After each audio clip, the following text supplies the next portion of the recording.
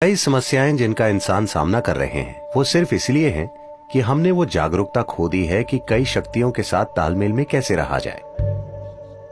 अगर आप जीवन के तालमेल में आ जाएं, तो आप भी सुबह 3 बजे के आसपास नींद से जाग जाएंगे। उस समय अगर आप बैठकर वो अभ्यास करें जिनकी आपको दीक्षा दी गई है, तो उससे सबसे ज्यादा फायदा होगा।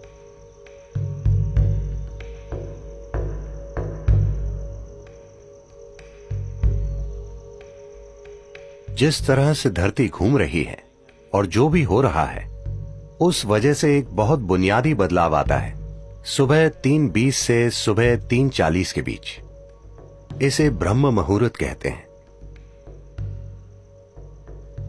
ऐसा बस 33 डिग्री लैटिट्यूड तक ही होता है। आपका सिस्टम, मनुष्य का सिस्टम एक विशेष तरीके से व्यवहार करता है। ये एक संभावना है। तो एक जागरूकता रही है इस संभावना का इस्तेमाल करने की। आपका जीवन उन कई चीजों का परिणाम है जिन्हें हम ब्रह्मांड कहते हैं या जिन्हें हम अस्तित्व कहते हैं। तो हम इस जबरदस्त घटना का परिणाम है जिसे हम सृष्टि कहते हैं। हम अपने आप में एक अलग जीवन नहीं है। तो जब आप तालमेल में होंगे तो कुछ चीजें होंगी। हमारे अमेरिका के टेनेसी में स्थित आश्रम में ऐसे झिंगूर पाए जाते हैं जो 17 सालों में सिर्फ एक बार जागते हैं। क्या आपने ऐसा कुछ देखा है?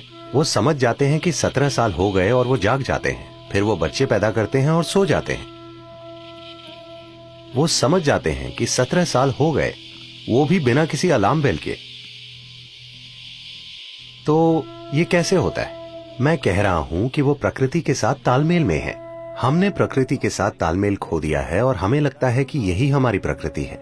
नहीं, कई सारी बीमारियां और समस्याएं जिनका मनुष्य अनुभव कर रहे हैं, वो बस इसलिए हैं क्योंकि हमने वो जागरूकता खो दी है कि उन कई सारी शक्तियों के साथ तालमेल में कैसे रहा जाए जो हमें वो बनाती हैं जो हम हैं।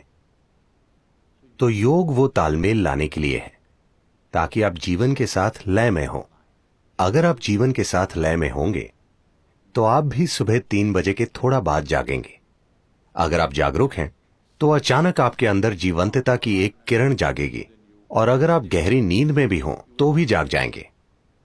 आपके साथ ये होना चाहिए। इसका मतलब है आप उसके साथ तालमेल में हैं, आप जीवन के तालमेल में हैं। तो मुझे क्या करना चाहिए? क्या मुझे ध्यान करना चाहिए या क्रिया? इससे फर्क नहीं पड़ता कि आप क्या करते हैं। आपको वो प्रक्रिया करनी चाहिए जिसकी आपको दीक्षा दी गई है, क्योंकि दीक्षा का मतलब है आपको कोई अभ्यास बस सिखाया ही नहीं गया है, आपके सिस्टम में उसे उतार दिया गया है, उसे आपके सिस्टम में बैठा दिया गया है। तो वो जो भी हो, अगर आप में एक जीवित बीज है और आप ब्रह्म मुहूर्त पर जागें और वो अभ्यास करें, तो इससे सबसे ज्यादा फायदा होता है, क्योंकि तब धरती के बर्ताव का आपके सिस्टम पर वैसा ही असर होता है। अगर आप एक विशेष तरह से जागरूक हो जाएं, आपके अंदर एक खास स्तर की जागरूकता आ जाए, तो आप बस जान जाएंगे You will simply know when that time is. कि वो समय कब है। अगर आप सही समय पर सोने जाएंगे तो आपको घड़ी देखने की जरूरत नहीं होगी। आप हमेशा जान जाएंगे कि 3:40 बजे हैं, क्योंकि फिर शरीर एक अलग तरह से बर्ताव करता है। उस समय अगर आप बैठकर वो प्रक्रिया करें जिसकी आपको दीक्षा मिली है, वो नहीं जो आपने किताबों से पढ़ी है, तो सबसे ज्यादा फायदा होगा। उस समय बीज को अंकुरित होने के लिए जरूरी मदद मिल जाएगी, या वो अन्य समय के मुकाबले ज्यादा तेजी से विकसित होगा। ये सिर्फ दीक्षित लोगों के ही लिए है। अगर आप दीक्षित नहीं हैं, आप किताब योगी हैं,